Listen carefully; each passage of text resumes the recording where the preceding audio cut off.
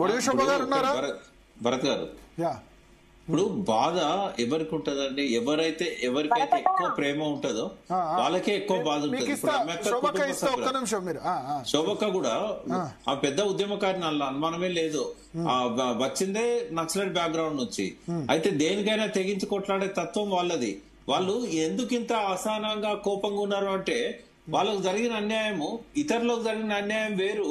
ఇంత బాగా కేసీఆర్ అభిమానించి ప్రేమించి కుటుంబ సభ్యులుగా ఉన్న వాళ్ళు. నేను ఒక మాట చెప్పాలా, నేనేమంటా అంటే ఇప్పుడు అమరుల త్యాగం ముందు వాటి ముందు ఈ వ్యక్తిగతంగా పదవులు రాకపోవడం అన్నది ఏదో ఒక అసంతృప్తి ఉంటేనే ఉంటది. ఇప్పుడు జర్నలిస్ట్ గా మేము కూడా ఉన్నాం, మాకేం రాలేదంటే అవసరం లేదు. ఎందుకు రాలేదు? అది అసలు మనం వాళ్ళ త్యాగం ముందు ఏంది పదవుల గురించే తెలంగాణ. నాకు రాలేదు నీకు రాలేదు అనేది నేనైతే అంగీకరించా. పదవుల గురించి కాదు కదా. ప్రజలు హ్యాపీ ఉన్నారు. 2014లో ల్యాండ్ రేట్స్ ఎట్లా ఉన్నాయి, ఇప్పుడు ఎట్లా ఉన్నాయి. నేను తెలంగాణ విఫల ప్రయోగం అంటే నేను అంగీకరించా. Telangana is a successful state, successful model. నేను ఈ విషయంలో మీకు సపోర్ట్ చేస్తున్నా వి ప్రకాష్ గారు.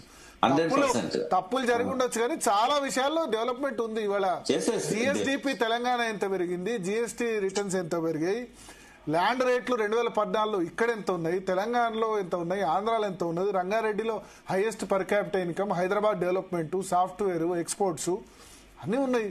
సరే కంక్లూడ్ చేద్దాము. నేనేమంటున్నా అంటే కూడా తెలంగాణ సఫలమైంది, అందుకోసమనే కదా తెలంగాణ విఫల ప్రయోగం అని ఎవరంటారండి? మేము అనట్లేదు కదా. తెలంగాణ ఇచ్చిన మేమే ఎట్లా నెరవేరలేదంటే కొన్ని విషయాలు జరగకపోవచ్చు. తెలంగాణ ఇచ్చిన పార్టీలు మేము ఎట్లా తెలంగాణ విఫల ప్రయోగం అంటామండి? అనలేదు మేము, అట్లా లేదు. పాలనల ఇబ్బందులు తలెత్తినాయి అని అట్లా విమర్శించడం కానీ వేరే రకంగా. దీక్షా దివస్ నాడు 2 సంవత్సరాల వయసున్న వాళ్ళు ఇవాళ ఓటు హక్కు వచ్చిన యువజనులు కాబట్టి వాళ్ళకి చరిత్ర చెప్పడానికి మనం ఈ దినాన్ని సంస్మరించుకోవాలి. గాని ఈ మనకు జరిగిన లోపాలు అన్యాయాలు అంటే రాజకీయంగా నేను అనేది అవన్నీ అవసరం లేదు. ఇప్పుడు వాళ్ళు ఏంటంటే పోయిన తరానికి ఏం జరిగిందనేది చెప్పాలి. ఆ చెప్పే క్రమంలో మన బాధలు, మన కష్టాలు, మన కన్నీళ్లు, తెలంగాణ ఎట్లుండే ఇదంతా కూడా మనం ఒకసారి ప్రస్తావించడం ద్వారా అంటే జనరల్ గా ఎప్పుడు కూడా ఏం చేస్తామంటే గతాన్ని స్మరించుకునేటప్పుడు మంచినే స్మరించుకుంటాం, చెడు కంటే కూడా. పోయిన వాళ్ళ గురించి కూడా ఎప్పుడు మంచి మాటలు మాట్లాడుకుంటాం. వాళ్ళు ఎన్ని తప్పులు బతుకుండగా మంచి మాటలు మాట్లాడడం ఇది సమస్య. ఎన్టీఆర్ బతుకుండగా ఎవరు మాట్లాడలేదు, రాజశేఖర రెడ్డి బతుకుండగా మాట్లాడలేదు. నేనేమంటా అంటే బతుకుండం కూడా మంచిని మంచి అనాలి అని అంట. ఎగ్జాక్ట్లీ యుగ పురుషులనే అనాలి. చరిత్రలో గొప్ప వ్యక్తులు చరిత్రలో గొప్ప వ్యక్తులనే అనాలి. నేను కేసీఆర్ చాలా గొప్ప వ్యక్తి, యుగ పురుషుడు. తెలంగాణలో ప్రతి కుటుంబం ఇంకా 1000 సంవత్సరాలైనా ఆయన పేరు ఉంటుందని నేను అంటున్నా. ఇవాళ 2025 చరిత్రలో ఇప్పటి వరకు తెలంగాణలో ఆ బ్రెయిన్, అటువంటి బ్రెయిన్ నేను ఇంతకుముందు అన్నట్టు ఆ దీక్ష కరెక్టా కాదా అనేది పక్క పెడితే తక్కు టమారా గజకర్ణ గోకర్ణ విద్యలు అవన్నీ ఇప్పుడు దానికి వ్యతిరేకంగా ఆంధ్రాకు వ్యతిరేకంగా ఆంధ్ర బ్రెయిన్స్ కు వ్యతిరేకంగా ఒక బ్రెయిన్ ఆయన అన్నట్టు బక్కపల్చని వ్యక్తి, ఉక్కు గుండె వ్యక్తి చంద్రబాబు రాజశేఖర రెడ్డిని ఎదుర్కోవడం. ఇప్పుడు వాళ్ళు కూడా చరిత్ర పురుషులు కదా. నేను నలుగురు తెలుగు నేల మీద గొప్ప వ్యక్తులు అంట ఇప్పటి వరకు. ఎన్టీఆర్, చంద్రబాబు, వైఎస్ఆర్, కేసీఆర్, నలుగురు గొప్ప వ్యక్తులు. వీళ్ళు ముగ్గురు కాంటెంపరీ, చంద్రబాబు, వైఎస్ఆర్ కదా. చంద్రబాబు మీద రాజశేఖర రెడ్డి కూడా అన్సక్సెస్ఫుల్ అయినాడు. 99లో ఓడిపోయినాడు కదా. 2004లో మళ్ళీ గెలిచారు.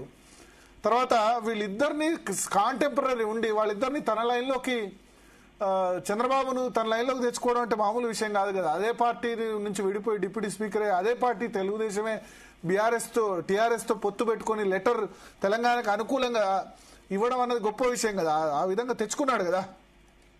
అంటే ఒక్కటి గుర్తుపెట్టుకోవాలి భరత్ గారు, ఇప్పుడు ఆయన ఒక 9 నెలలు సుదీర్ఘంగా సమీక్ష చేశాడు. 69 ఉద్యమం ఎందుకు ఫెయిల్ అయింది, చెన్నారెడ్డి గారికి ఉన్న వాస్తవంగా ఇందాక అడ్వకేట్ శరత్ గారు అన్నట్టు తెలంగాణలో చాలా పవర్ఫుల్ లీడర్ చెన్నారెడ్డి గారు. అయినా కూడా ఆయన ఎందుకు ఫెయిల్ అయ్యిండు? 14లో 10 ఎంపీ. చెన్నారెడ్డికి రాలే కదా అంత ఇమేజ్, ఆ విధంగా రాలే కదా. 2 సార్లు సీఎం చేసినా సరే, పిసిసి ప్రెసిడెంట్ చేసినా కానీ ఆంధ్ర పాలకులను గాని ఆంధ్ర ప్రతినిధులను గాని తన చేతి కర్రతో ఆటాడిచ్చాడు. ఓకే, ఎప్పటికీ కూడా చెన్నారెడ్డి గారి చెరగని స్థానం తెలంగాణ చరిత్రలో సరే ఉంటది. ఇప్పుడు చాలా మంది ముఖ్యమంత్రులు అయినారు. కోట్ల విజయభాస్కర్ రెడ్డి అయినాడు, భవనం వెంకటరామరెడ్డి అయినాడు, అంజయ్య అయినాడు, కిరణ్ కుమార్ రెడ్డి అయినాడు, రోషయ్య అయినాడు. కానీ మనం ఈ ముగ్గురు గురించే ఎందుకు ఎన్టీఆర్, చంద్రబాబు, వైఎస్ఆర్, కేసీఆర్ గురించి ఎక్కువ మాట్లాడుతున్నాం, నలుగురు గురించి.